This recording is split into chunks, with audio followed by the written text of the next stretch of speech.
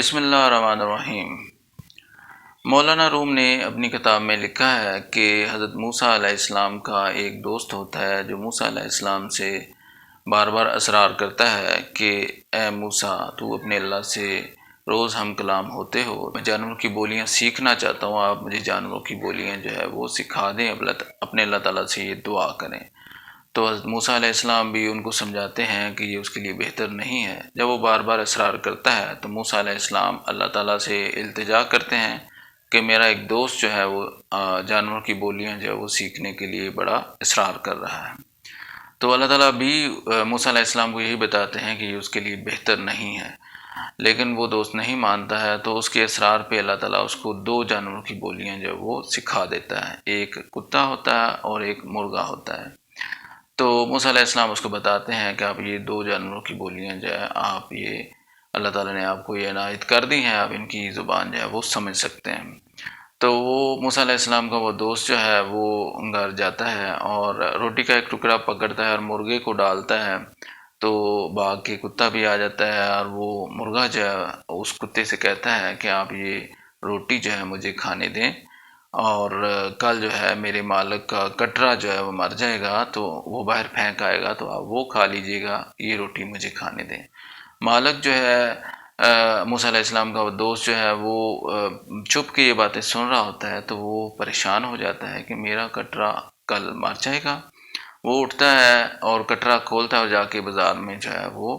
بیچ آتا ہے۔ تو جب اس کو اچھے دام ملتے ہیں تو وہ خوش ہو جاتا ہے کہ یہ تو میرا بڑا فائدہ ہو گیا، مجھے جانوروں کی بولیاں آ گئیں تو میں تو بڑے نقصان سے بچ گیا۔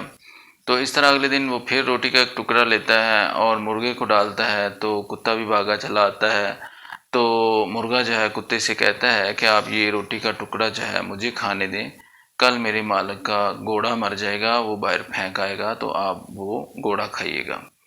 تو وہ جو موسیٰ علیہ السلام کا دوست ہوتا ہے وہ یہ چپکے سے سن رہا ہوتا ہے، تو وہ پھر پریشان ہو جاتا ہے کہ کل میرا گھوڑا مر جائے گا۔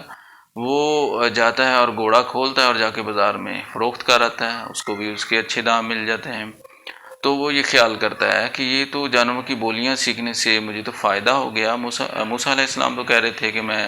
خسارے میں رہوں گا، میرے لیے بہتر نہیں ہے۔ تو اس طرح یہ سلسلہ جو ہے وہ چلتا رہتا ہے۔ ایک دن پھر وہ روٹی کا ٹکڑا جو ہے مرغے کو ڈالتا ہے اور چپکے سے سنتا ہے کہ یہ کیا باتیں کرتے ہیں۔ تو کتا بھاگا چلا آتا ہے، تو مرغا جو ہے وہ کتے سے کہتا ہے کہ آپ یہ روٹی کا ٹکڑا مجھے کھانے دیں، کل میرا